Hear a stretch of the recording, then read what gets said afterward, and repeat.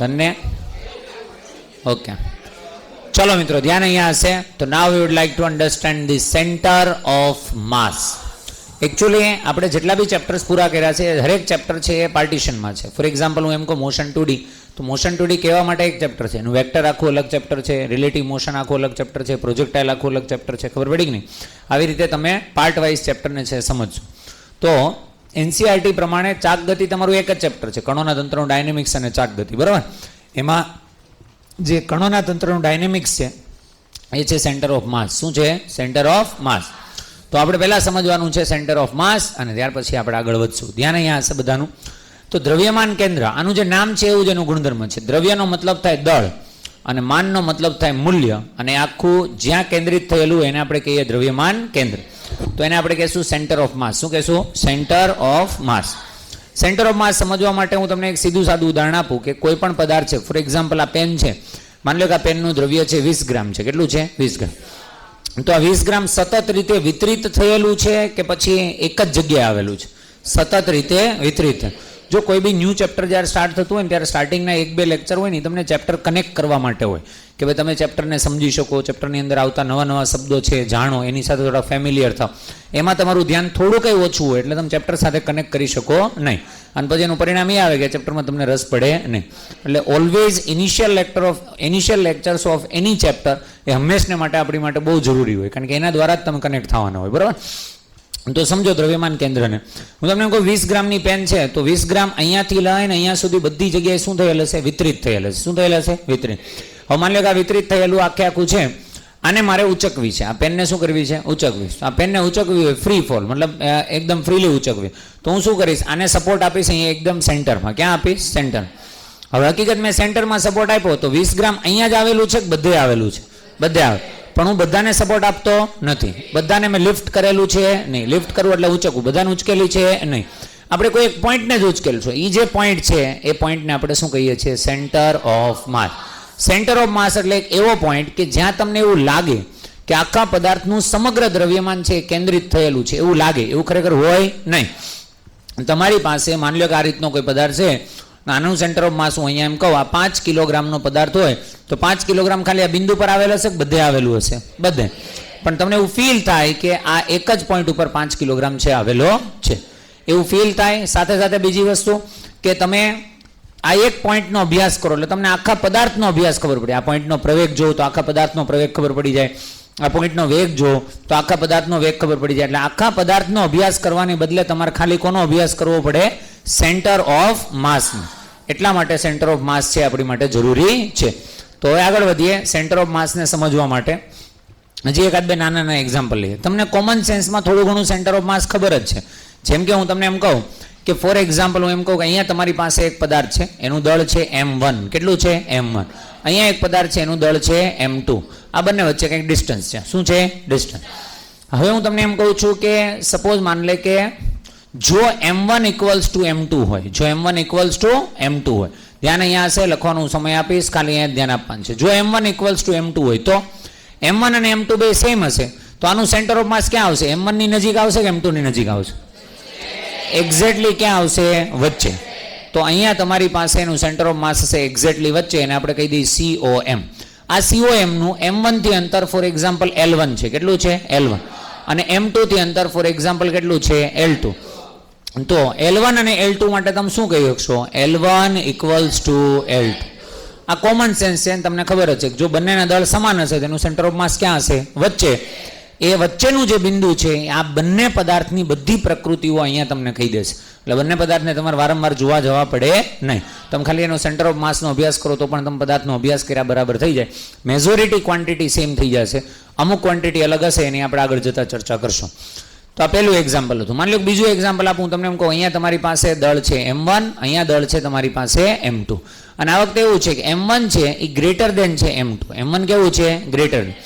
m1 નું દળ વધારે છે ને m2 નું દળ કેવું છે? ઓછું. તો મને કોઈ કહે છે સેન્ટર ઓફ માસ એક્ઝેક્ટલી વચ્ચે હશે?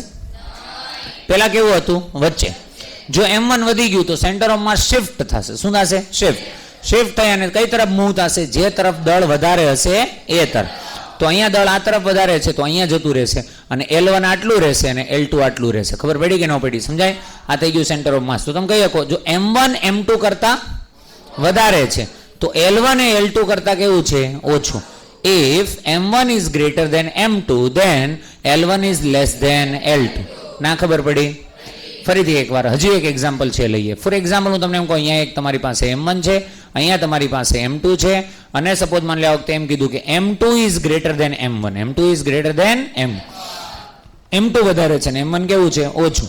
તો સેન્ટર ઓફ માસ ક્યાં હશે? અહીંયા હશે. ક્યાં હશે? M2 ની નજીક. તો માની લો કે આ વખતે સેન્ટર ઓફ માસ અહીંયા છે તો આ હશે તમારું ડિસ્ટન્સ L2 અને આ કોણ હશે? L1. તો તમે આકૃતિ પરથી જોઈ શકો જો M2 વધારે છે તો L2 કેવું છે?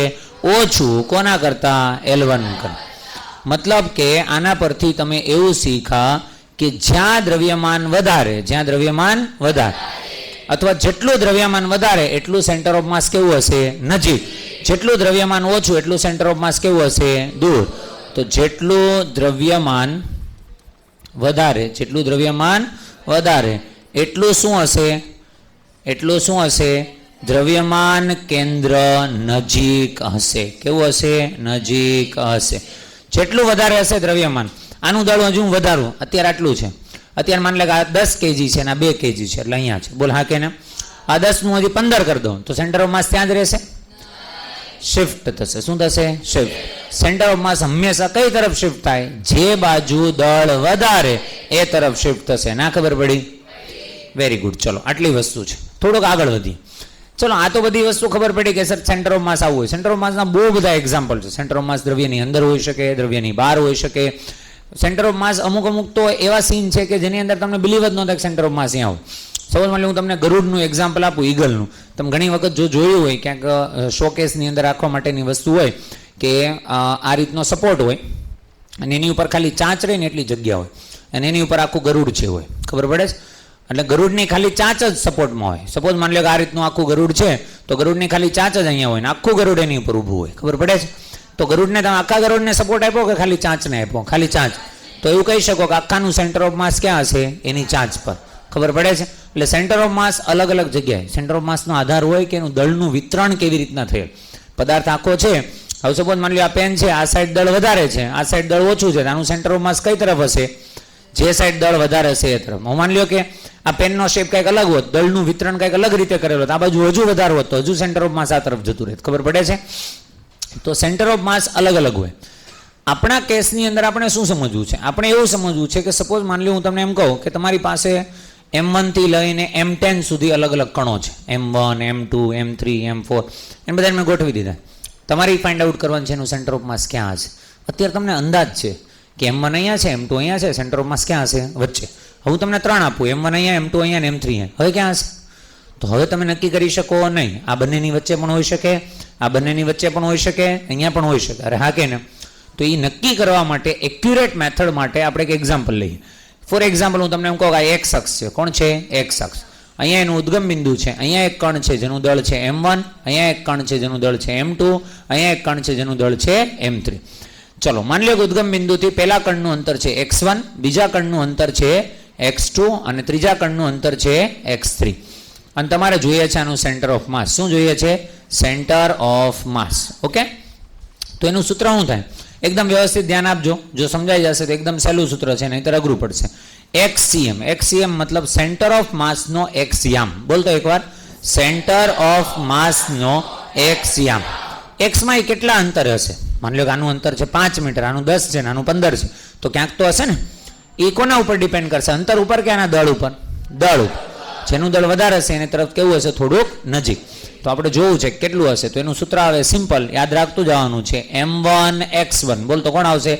M1x1 plus M2x2 plus M3x3. તો આખું XCM બરાબર હશે M1x1 plus M2x2 plus M3. હવે તું ધ્યાનથી જો. આ સાઈડ x છે. x એટલે અંતર છે. શું છે? અંતર. આ સાઈડ અંતર છે કે અંતરને દળ બે છે? અંતરને દળ. તો ડાયમેન્શનલી આ બે સેમ કહેવાય? ના કે. ડાયમેન્શનલી સેમ કરવા માટે અમારે આને ભાગવા પડે. કોના વડે ભાગવા પડે? દળ વડે. દળ વડે ભાગવું તો શું આવશે? M1 plus M2 plus M3. તો તમને કોઈ પૂછે કે XCM નો એટલે કે સેન્ટર ઓફ માસનો એક્સયામ છે એ કેટલો હશે? તો સૂત્ર શું આવશે બોલો તો? m1 x1 પ્લસ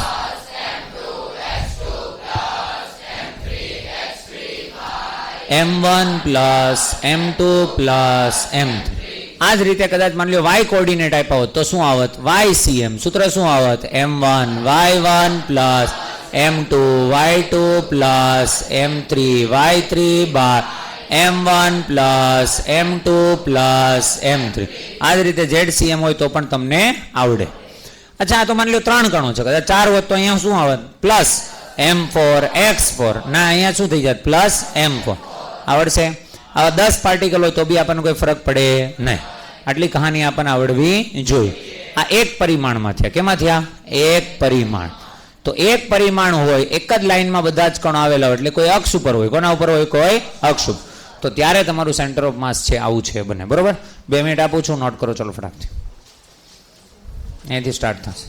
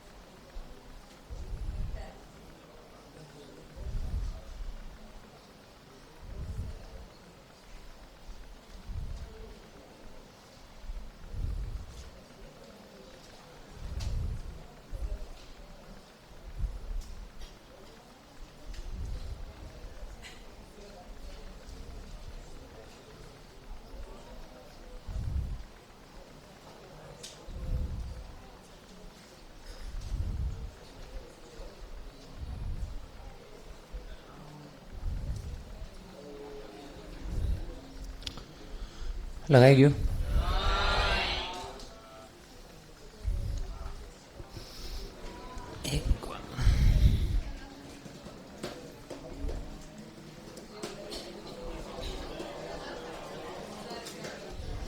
હો, ચલો રેડી?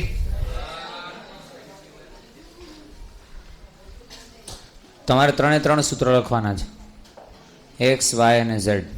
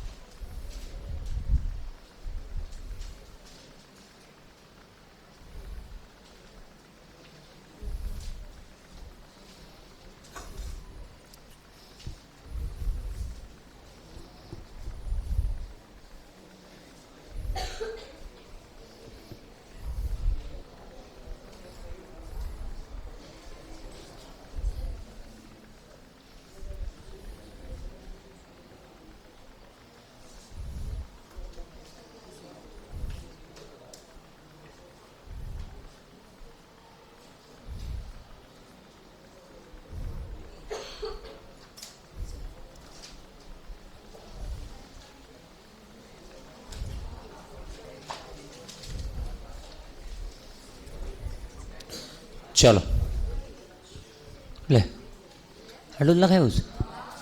ઓકે, ચલો દાખલો ગણો. સપોઝ માની લો કે તમે જે હમણાં સૂત્ર શીખ્યા એ માટે તમને એવું કહે કે સપોઝ આ રીતનું કોઈ એક શખ્સ છે, અહીંયા ઉદ્ગમ બિંદુ છે, અહીંયા m1 છે, અહીંયા m2 છે, અહીંયા m3 છે. અહીંયા તમને એમ કીધું છે કે અંતર આપેલું છે 5 મીટર, અહીંયા કીધું છે 10 મીટર અને અહીંયા સપોઝ કીધું છે 12 મીટર. m1 બરાબર દળ આપ્યું છે 2 kg, 1 kg અને 3 kg. બોલો સેન્ટર ઓફ માસ ક્યાં છે? એનસીઆરટીની ટેવ હોય તો કાઢી નાખજો, સ્ટેપ્સ કરવાની, ફટાફટ આન્સર લાવવાનો છે.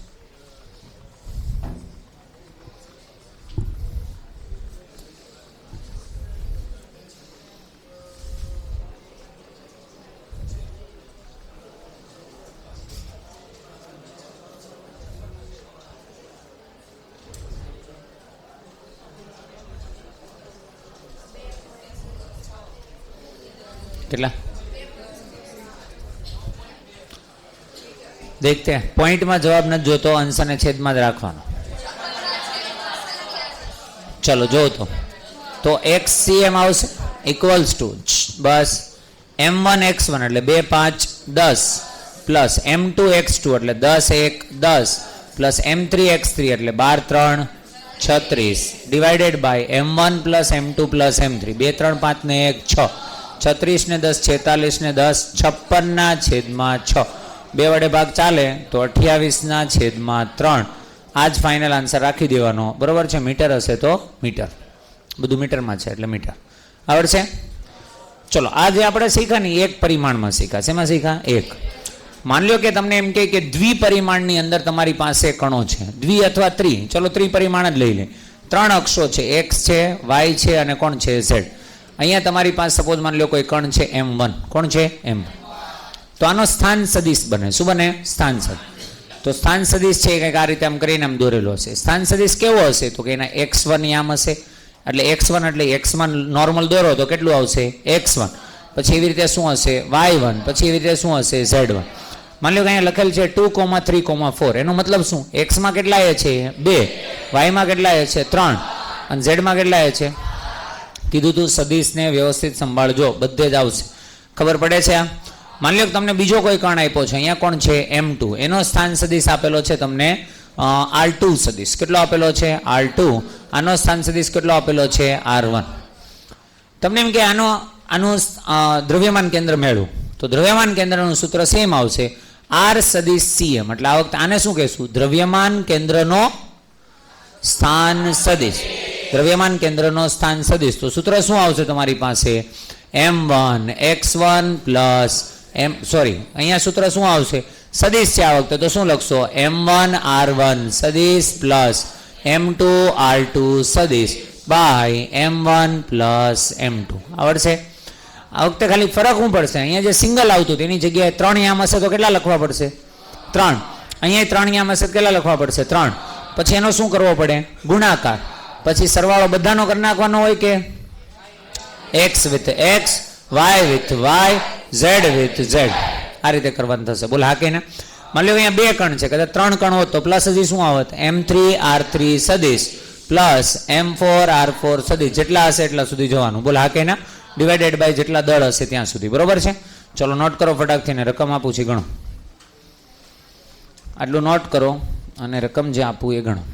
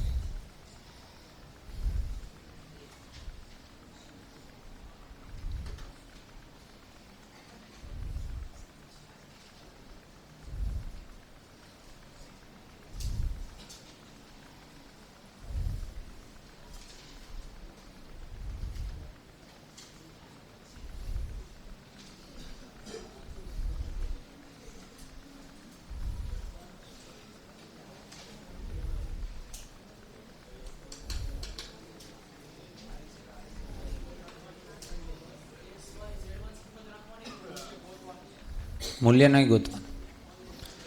x, y, z માં આન્સર આવશે.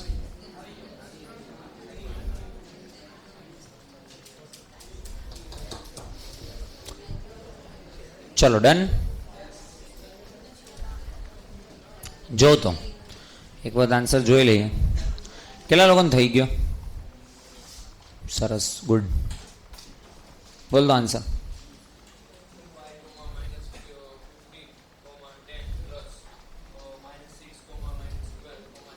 એ હું એવો થોડો આન્સર હોય, એક જ કોર્ડિનેટ્સમાં આન્સર આવે. માની લો 5,3,2 તો એ આન્સર એવો આવવો જોઈએ. સાવ ચલો જોવો તો ધ્યાન અહીંયા આન્સર જોઈએ છે.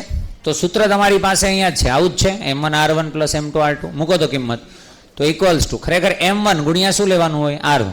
પહેલી વખત છે એટલે લખું છું, ચલો બાજુ તો M1 કેટલા? 5. R1 કેટલો તમારી પાસે? 1, -3, 2 અને પ્લસ શું કરવાનું છે? M2. M2 કેટલા છે? 3. અને જો તો R2 કેટલા છે? -2, -4, -3 આવું છે તમારી પાસે, બરાબર. Divided by M1 plus M2 તો 5 ને 3 કેટલા આવશે? 8.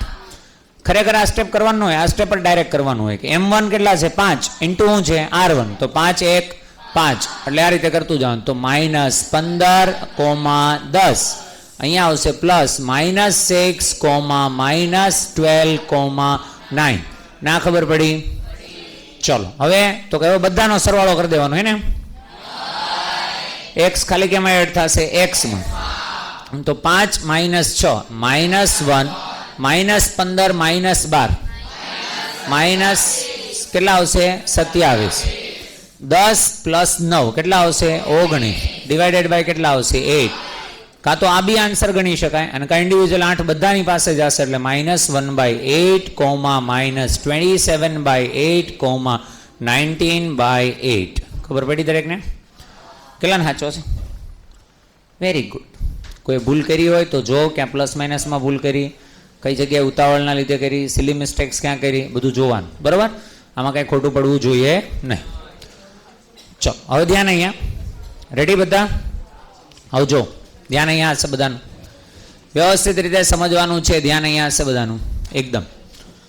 તો હવે જે આપણે સમજવા જઈએ છીએ એ કંઈક કહાની મતલબ એવી છે, સપોઝ મેજોરિટી આપણે જ્યારે ડીલ કરશું ને ત્યારે 2 કણોની ડીલ કરશું. કેટલાની? 2. તો 2 કણ હોય, હું તમને એમ કહું અહીંયા ઉદ્ગમ બિંદુ છે, આ x અક્ષ છે, અહીંયા તમારી પાસે એક કણ છે M1 અને બીજો કણ કોણ છે? M2. રકમમાં તમને એમ કહેશે કે આ બંને વચ્ચેનું અંતર 5 મીટર છે, 2 મીટર છે, આટલું છે, તેટલું છે. ધારી લો કે અત્યારે આ બંને વચ્ચેનું અંતર છે L. કેટલું છે? L. ધારો કે આ બંને વચ્ચેનું અંતર કેટલું છે? L. તો હવે હું તમને એમ કહું છું અહીંયા ઉદ્ગમ બિંદુ છે. શું છે? ઉદ્ગમ. તો અહીંયાથી અંતર કેટલું હશે? પહેલાનું x1 અને બીજાનું અંતર કેટલું હશે? x2. ના ખબર પડી? હવે જો આવું હોય તો આનું સેન્ટર ઓફ માસનું સૂત્ર શું થાય ખરેખર? xcm ઇક્વલ્સ ટુ શું થશે? m1 x1 plus m2 x2 by m1 plus m2 આવું થશે. બોલો હા કે ના? મારે આવું સૂત્ર નથી જોઈતું કારણ કે દર વખતે આટલી કેલ્ક્યુલેશન આપણે કરવી નથી. તો પર્ટિક્યુલર 2 કણો માટે આપણે એવું વિચારી શકીએ કે જો ઉદ્ગમ બિંદુ M1 પર હોય, જો M1 ઉદ્ગમ બિંદુ પર હોય, જો M1 ઉદ્ગમ પર હોય તો વિચાર એક વખત કાંઈ એવું વિચાર કે આખાને શિફ્ટ કરીને અહીંયા લઈ ગયા ને કાને અહીંયા લઈ ગયા. બોલ હા કે ને? તને સમજાય એટલા માટે હું ઉદ્ગમ બિંદુને અહીંયા લઈ આવું છું. જો અહીંયા લઈ આવું તો x1 કેટલું થઈ જશે? કેટલું થઈ જશે? તમને ફીલ થવું જોઈએ, ખબર પડવી જોઈએ. ઉદ્ગમ અહીંયા આવ્યું તો x1 કેટલું થઈ જશે? 0. તો x1 ઇક્વલ્સ ટુ 0. અને જો ઉદ્ગમ અહીંયા આવી જાય તો x2 કેટલું થઈ જશે? x2 કેટલું થશે? ઉદ્ગમ અહીંયા છે તો ઉદ્ગમથી આટલું અંતર કેટલું છે? L. તો x1 0 થઈ જાય ને x2 શું થઈ જાય? L. તો દ્રવ્યમાન કેન્દ્ર જે છે, હવે દ્રવ્યમાન કેન્દ્ર આ બેની વચ્ચે ક્યાંક આવશે, એ અહીંયા ક્યાંક આવશે. માન લે કે અહીંયા ક્યાંક આવ્યું. બોલ હા કે ના? જો અહીંયા ક્યાંક આવ્યું તો એ અંતર અહીંયા, આ અંતર ક્યાંથી માપેલું છે તમે? ઉદ્ગમથી. પણ ઉદ્ગમ ક્યાં છે? M1 પર. તો અંતર ક્યાંથી ગણાશે? M1 થી. તો આપણે એવું કહી શકીએ કે જો M1 ઉદ્ગમ પર હોય તો x1 બરાબર 0, x2 બરાબર L. અને અંતર જે આવશે દ્રવ્યમાન કેન્દ્રનું એ ક્યાંથી આવશે? ક્યાંથી આવશે? ખરેખર તો ઉદ્ગમથી છે પણ ઉદ્ગમ પર કોણ છે? M1. તો અંતરે ક્યાંથી ગણાય? M1. તો લખી શકીએ કે M1 થી દ્રવ્યમાન કેન્દ્રનું અંતર, દ્રવ્યમાન કેન્દ્રનું અંતર એને હું કહી દઉં છું L1. શું કહી દઉં છું? L1. એટલે અહીંયાથી લઈને અહીંયા સુધીનું અંતર માની લે કેટલું છે? L1. તો L1 ઇક્વલ્સ ટુ સૂત્રતા જ હતું, એક cm ની જગ્યાએ કોણ આવી ગયું? L1. આ સમજાય છે? L1. M1 x1, x1 કેટલા થઈ ગયા? 0. એટલે આખું પદ 0. તો M2 as it is, x2 કેટલા છે? L. ના છેદમાં શું આવશે? M1 plus M2. તો આ થઈ ગયું તમારી પાસે એવું સૂત્ર કે જેમાં બે દળ અને એમની વચ્ચેનું અંતર આપ્યું હોય તો તમને ડાયરેક્ટ આન્સર મળી જાય. બોલ હા કે ના? તો હું તમને એમ કહું, બે કણો છે M1 M2, વચ્ચેનું અંતર છે L. કેટલું છે? M1 થી દ્રવ્યમાન કેન્દ્રનું અંતર જો L1 હોય, કેટલું હોય? L1. તો સૂત્રની શરૂઆત ક્યાંથી થશે? M2 થી. અને શું આવશે? L1 equals to M2L by M1 plus M2. તે જ પ્રમાણે જો તમારે કદાચ ગણતરી કરવી હોય તો તમે શું કરી શકો? M2 થી તમને પૂછે, ક્યાંથી પૂછે? M2 થી. તો M2 થી દ્રવ્યમાન કેન્દ્રનું અંતર છે એ કેટલું થશે? કોઈ કહેશે L2 equals to શું લખી શકાય? M1L by M1 plus M2. તમને આ સૂત્ર શું છે ને એની મિનિંગ ખબર હોવી જોઈએ. L1 શું છે? અંતર. ક્યાંથી? દ્રવ્યમાન કેન્દ્રથી M1 વચ્ચેનું, અથવા M1 થી દ્રવ્યમાન કેન્દ્રનું. ખબર પડે છે? L2 શું છે? M2 અને દ્રવ્યમાન કેન્દ્ર વચ્ચેનું અંતર. L1 નું સૂત્ર છે તો શરૂઆત ક્યાંથી થશે? M2 થી. બોલ તો L1 equals to શું આવશે? M2L by M1 plus M2. L1 નું સૂત્ર, L2 નું સૂત્ર શું થશે? M1L by M1 plus M2. ખબર પડી ગઈ? ચલો એ નોટ કરો. બીજી બાજુમાં રકમ આપું છું, એ રકમ ગણવાની છે. તમને એમ કીધું આ 2 kg છે અને આ 5 kg છે. બે વચ્ચેનું અંતર છે 21 મીટર. તો L1 મેળવો અને L2 પણ મેળવો. એટલે L1 એટલે પહેલાથી અંતર અને બીજાથી બંને મેળવો.